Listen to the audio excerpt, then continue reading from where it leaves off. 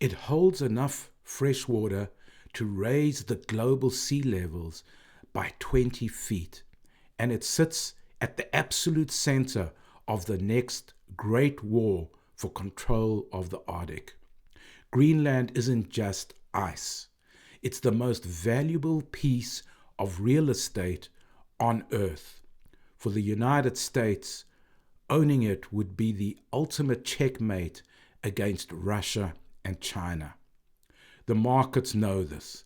They are pricing a US takeover by 2026 at 17%. They think the deal of the century is coming. But 5 artificial intelligences have found a problem so big it kills the deal dead.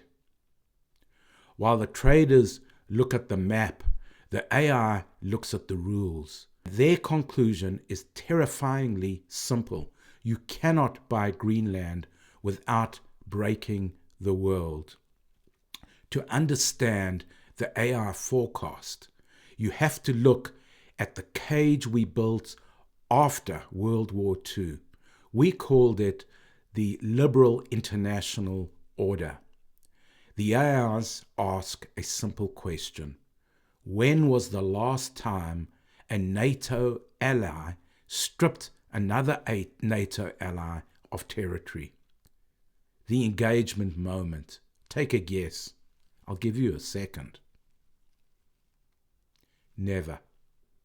Perplexity Pro called this a structural impossibility. If the US forces Denmark to sell, Article 5 of the NATO is meaningless.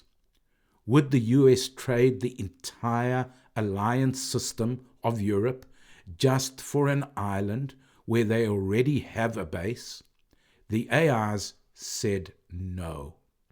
They already have the milk.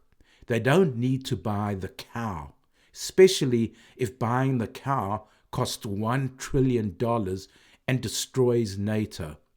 The base rate for this event isn't 17%, it's 0.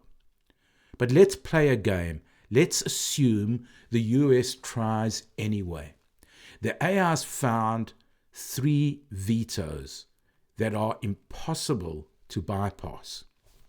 Veto number 1, the law. For Denmark to sell, they need to change their constitution. That takes years. We have 18 months. Veto number 2, the people. The media treats Greenland like an empty ice cube. It's not. It's a nation, 85% of them oppose this. To take over, the US wouldn't be buying land, they'd be occupying a hostile population. Veto 3, the clock. Even the handover of Hong Kong took 13 years to negotiate. To do this in 18 months, it requires a suspension of reality. So the math says 1%. For every good analyst asks, how does the world end? We forced the AIs to find the one scenario where the 17% prediction comes true. They found the gray zone. Imagine a crisis. Russia moves on the Arctic. Denmark is too weak to defend the island. The US doesn't ask, they just act. They flood the zone with troops, they take over. They effectively erase Danish sovereignty in the name of joint security. If that happens, the bet might win, but that's not a real estate deal. That's a prelude to war. Here is the reality.